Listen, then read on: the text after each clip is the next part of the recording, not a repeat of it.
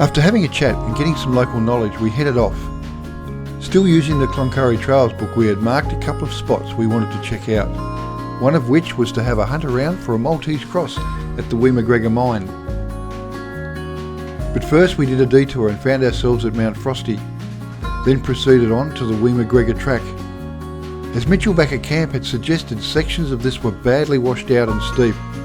It was also marked as extreme in the book.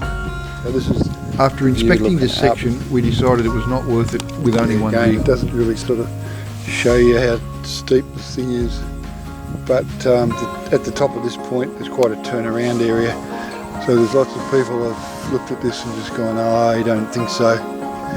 And in this instance we are going to do the same. So with so much to explore, it was off to Mary Kathleen to check out the old uranium mine.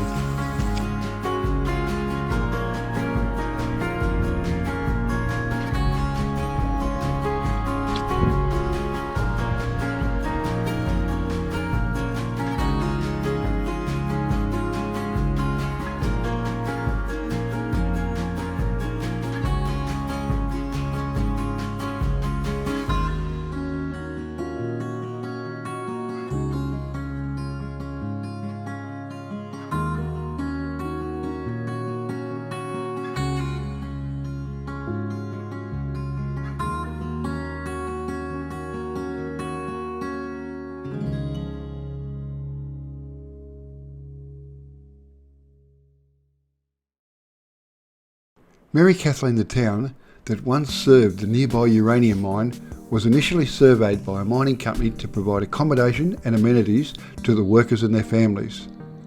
The uranium deposit was discovered by Clem Walton and Norm McConaughey and acquired the name Mary Kathleen after McConaughey's wife in 1954.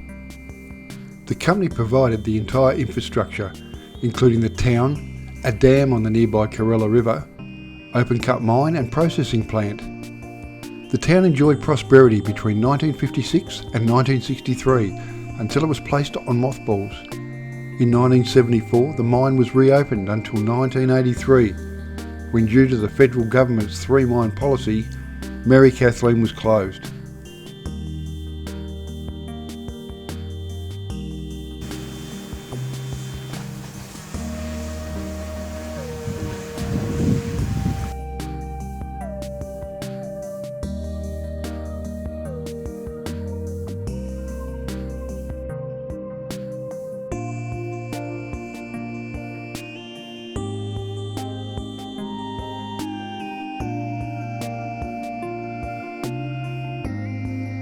Population flooded but reached over 1,000 in 1961, and by 1981 there were over 2,000 residents. The entire town infrastructure, including houses, went to public auction. The colouring of the water is due to the groundwater carrying minerals with it into the pit. The site is now private property, and all that remains are concrete slabs where houses and garages once stood. Bitumen streets, a true ghost town.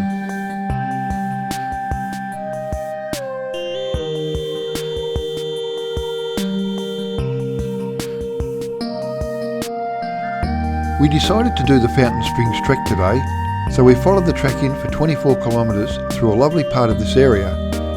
We were taken by the colours in the Quartzside Fountain Range on our right and Mount Phillip on our left with its volcanic peak.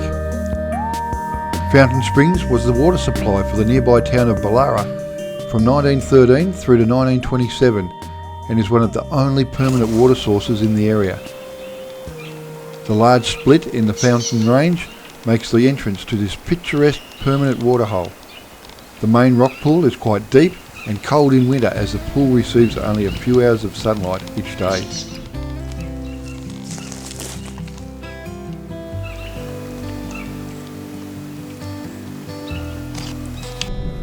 So some of you will recognise some of them hills in the background. They were actually, this road was used in the shooting of Crocodile Dundee. How amazing is that?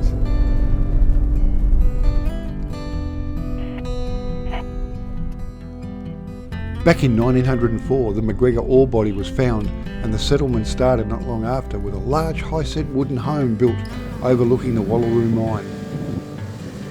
A haphazard collection of tents and galvanised iron sheds soon appeared along the track, and the MacGregor Hotel was built in 1909. Towards the end of 1910, all reserves were confirmed, finance was raised, and deliberations began as to whether to build a smelter at the site or build a private rail line to transport the ore to the smelters at Friesland. Heightville was surveyed in 1913 and was so named for its location upon the high ridges. Until it burned down in 1914, the MacGregor Hotel had passed through 3 owners. The miners then waited for the arrival of the Cosmopolitan Hotel, which was being moved from Ravenswood. The Cosy was dragged to the area in time to hear that Heightville was not a suitable location for a rail terminus. A request for another town site was made and a government surveyor was recalled to the area. As soon as the last peg was driven in December 1914, exodus from Heightville to the new town of Lara began. Only the company store and the post office remained at Heightville.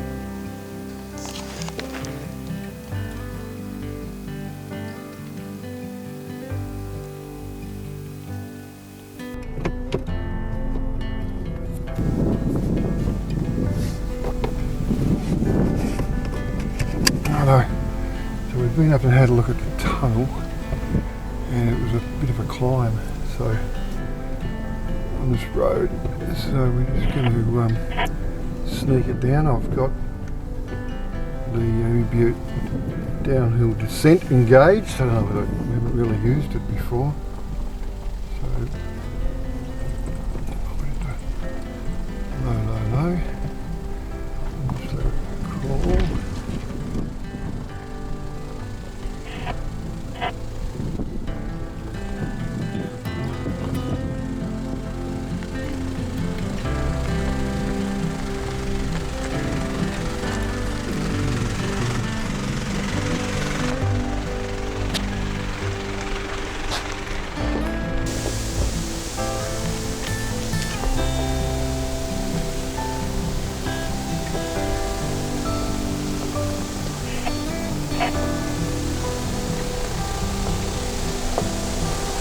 Over like that.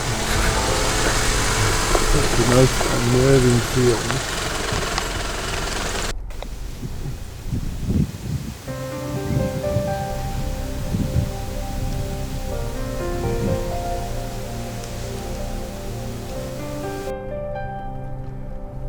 Oh, this is the most unnerving thing about these things.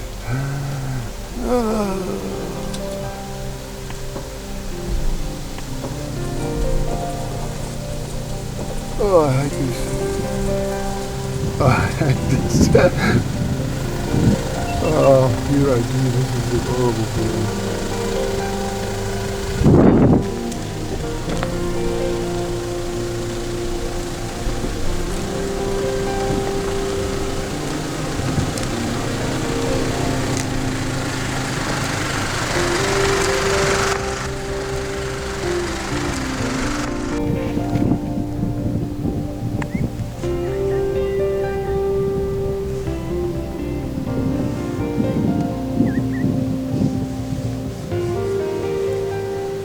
While the town was being relocated, the company's 2-foot gauge rail line and tunnel began construction, and the government's 3-foot 6-gauge line approached Ballara from the south. The 3 shafts of Wallaroo, Grand Central and Wee MacGregor had wooden headframes erected. The steam winders and boilers arrived, were installed and tested. In July 1915, the miners were ready for production and the rail arrived at Ballara. A Krauss 060 locomotive with 50 tonnes of ore headed east for the first time from the mine to the rail terminus at Ballara. It stopped on the elevated ore ramp and tipped the ore from the small 5-tonne wagons into the larger 20-tonne wagons on the 3-foot 6 government line below. The pilot trip of ore to the smelters ran without incident, and so began the mining operation. Termites became an issue. Then a fire in the winder house of the MacGregor shaft compounded the problems when the winding engine was damaged beyond repair. The decision was made to close Wallaroo, as Wee MacGregor was considered the plum of the field. In November 1918, the Great War that supported the mineral field throughout its early prosperous years came to an end and the price of copper dropped below production costs. 2 weeks after the signing of the armistice, the mine was shut down for annual maintenance, and this closure saw the end of production for the MacGregor mine area. During its 3 years of operation, July 1915 through to November 1918, the area produced more than 44,000 tonnes of copper.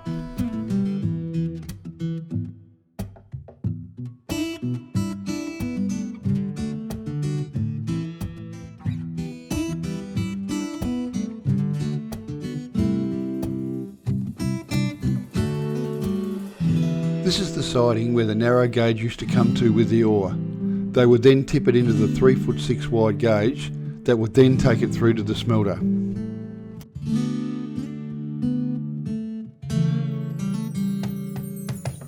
On the 31st of May 1914, work commenced on this, the Rosebud Weir.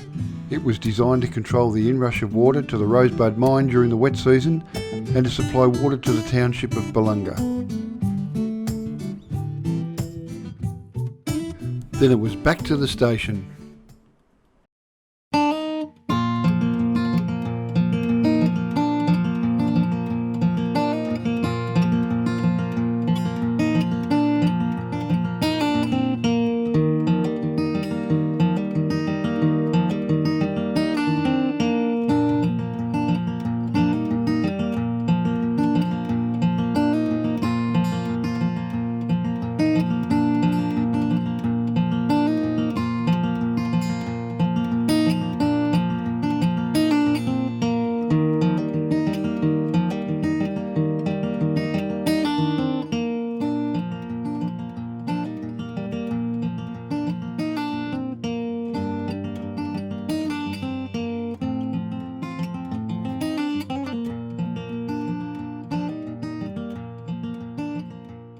I'd been regularly cleaning this air filter during the trip.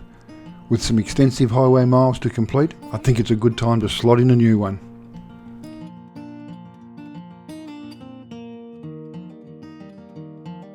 Morning. Well, this is Monday of week 10 and now we make the dash back to Brisbane. It's just after 7, we're just leaving West Leichardt Station. It was a great little stay. Michelle and Paul, bloody brilliant. We thoroughly enjoyed it. We actually ended up spending an extra day, so we put a bit of pressure on ourselves now in terms of getting home, but we're going to try and make a big day today, see how far we can get, and then we'll assess the rest of the trip from there. But no, it's been bloody epic, absolutely epic. So I don't know how much more we'll get to film or record, so it'll be a bit of a blast going home. So over and out for the moment.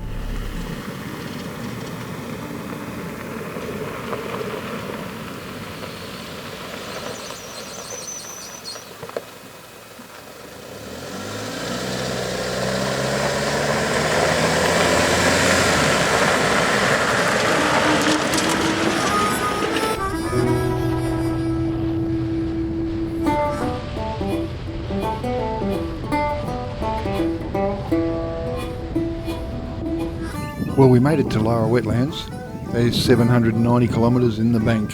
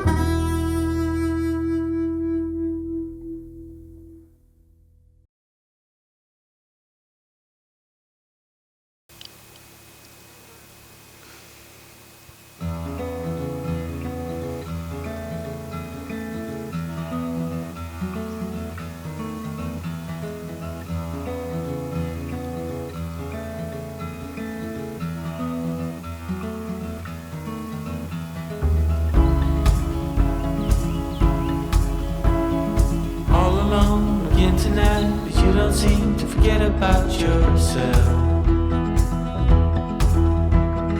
Wondering how it could go so wrong, but you didn't call for help. But let me tell you about the trees and the seas, how it's all connected. The flowers and the birds and bees, and all the lights, yeah, we're all affected. Watching, pray, pray, pray, I'm breathing in.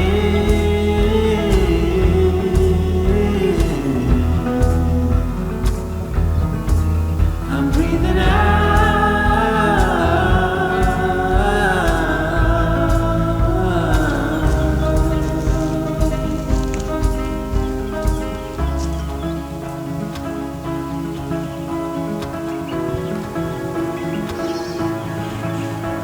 So here's a reminder to love your life that's pouring into you.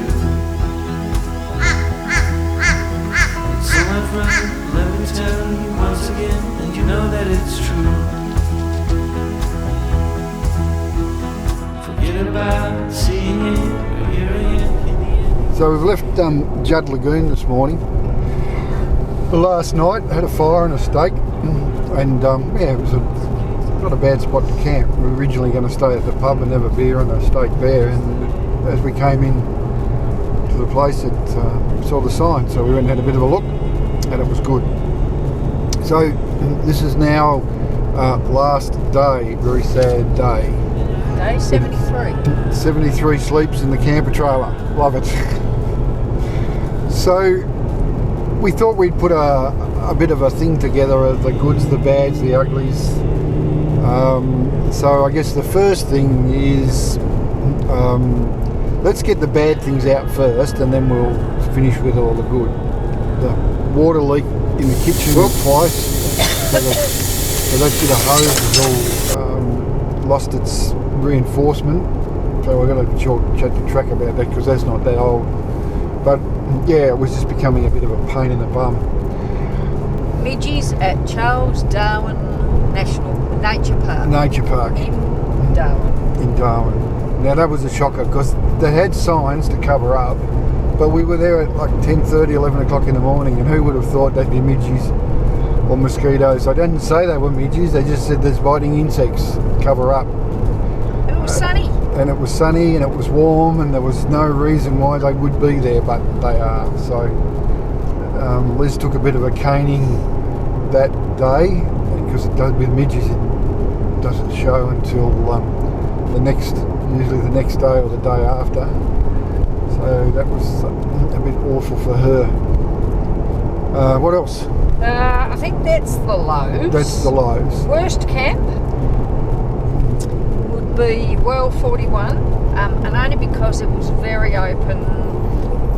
There weren't any other camps that we could have stopped at, anywhere we could have stopped at before, and it was getting late in the day.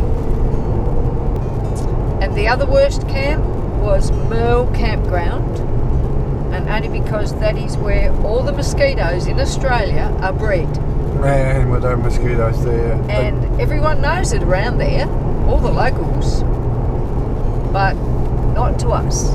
So, word of caution. If you're going to Coburg or Kakadu, don't stay at Merle Campground. For the extra 40 kilometres it is it 40 kilometres. Stay at Jabiru. Stay at Jabiru, and then head through to Cales Crossing or whatever you want to do. Highs. Lots and lots and lots of them. Top it was catching Jewfish. At Dundee Beach. Great spot, great day. To get a jewfish over a metre, that was pretty special. We get to bring it home. The fridge and the freezer held out. Battery and all the dramas we had with that, we've managed to manage it. It's probably the best way to put it. Best camp, I think it's the next. Yep, best camp. The first one, best camp on our trip was probably the Ruby Gap National Park. Yeah, there actually was so many. Yes. Because we got to choose them, generally. Yeah, so if we got bad ones, well, it was our own fault because we picked them. Yeah. But Ruby Gap was a standout. Standout. On Jupiter. Canning Stock Route. Yeah, before then. Before then there was Jupiter as well. We stayed an extra day there. That was really nice in amongst the were they not She Oaks. Desert She Oaks. Desert She Oaks. And the other Desert She Oak camp we had was at just before World 37. Our first real day, our first night on the second night on the Canning Stock Route, sorry, because the first night was World 33. But first serious night. So we had the dunes in the She Oaks. There was a nice little dune in the behind us. Yeah, that was quite special. And the other one has got to be Coburg. Coburg kind of wins for a lot of things. Best coastal. Yeah, best coastal, best laid out. The shade, the fact that they empty the bins every day. Like even the drive up through Arnhem Land was just, yeah, it was just mind blowing, special. Yeah. And Caravan Park. Yeah, we didn't stay in that many. My pick would be the one at Catherine. Just the fact that where they positioned us, it was hot, but we were in shade. We weren't too far away from the facilities. The walk down to the hot springs was just a few minutes walk from the back of the camp. So that was it. Other Dundee Beach was nice too. So that sort of summarises 73 days. Yes. Very, very quickly. But we did do a lot of history, and the mining history was quite extensive around the East McDonald Range. Yep. So I guess the next step is to plan the next one. So our next step is to plan the next trip. And wherever that may be. And again, it wasn't just the destinations. It was a lot of what we did was the journey. So it was great.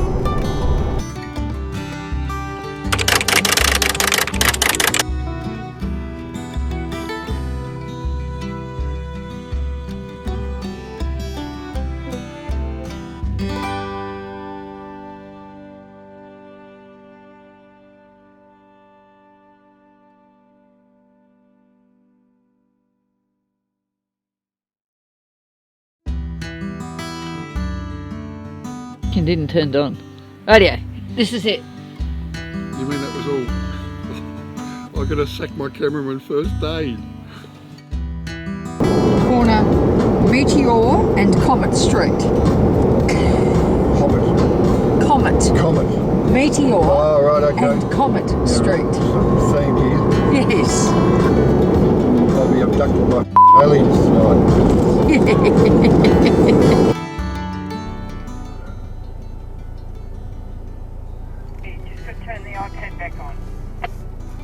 Yeah, just gotta wait for it to boot up.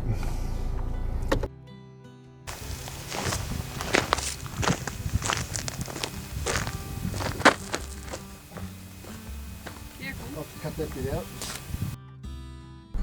We deployed the drone yesterday and had some issues landing it, so I had to catch it, and the blades snipped me fingers like I needed that.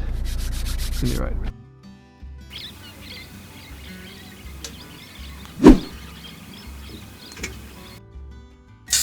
A good cockie's breakfast.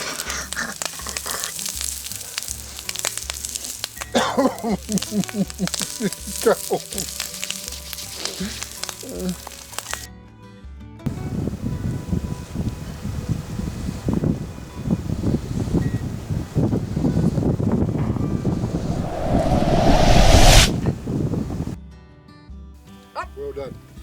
Well done. Well done. Oh dear.